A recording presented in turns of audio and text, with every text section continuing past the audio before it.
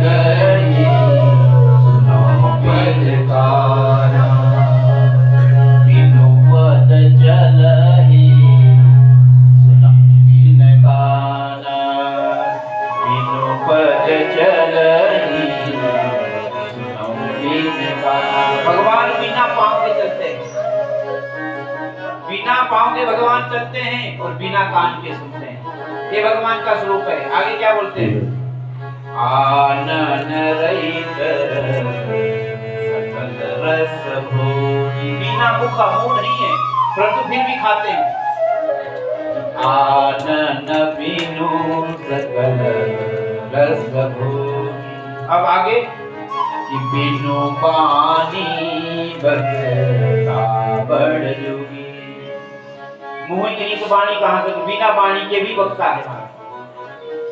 बोलते हैं कि तन बिनु परस नयन बिनु देख, बिना आंखों के देखते हैं, आंख भी नहीं है।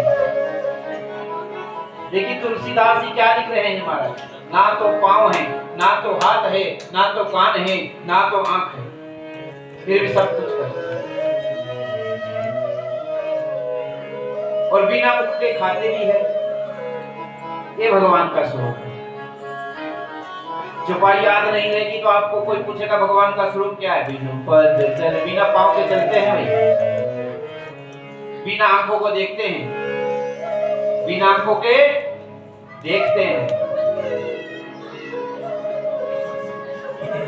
और बिना मुख के खाते हैं, समस्त रसों का भोग उगाते हैं, बिना कानों को सुनते हैं।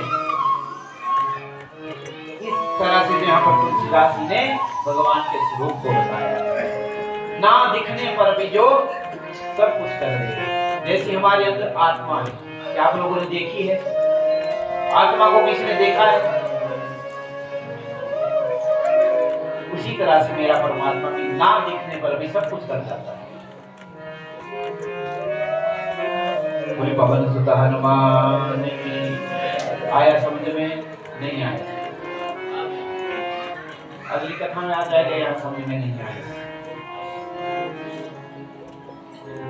जब जब होई धर्म की हानि। अब भगवान कैसे आते हैं? कैसे आते हैं? जब जब होई धर्म की हानि, पाड़े असुर अभिमानी। जब जब जो है इस तरह पर अधर्म होता है, पाप होता है, अत्याचार होता है, तब तब जो है असुर का जो है बढ़ावा होता है। असुर की जो है क्या होती है? पाप करना शुरू कर देता है, राक्षस पैदा हो जाते हैं। भगवान फिर जाके अवतार पाड़े ही असुर अभिमान। देखिए यहाँ पर अभिमान भी शब्द आया, असुर शब्द भी आया, इसलिए अभिमान भी नहीं करना चाहिए। अभिमान करने वाला भी राक्षस का वंशज ही होता है जिसको अभिमान होता है, इसलिए अभिमान भी मत करें।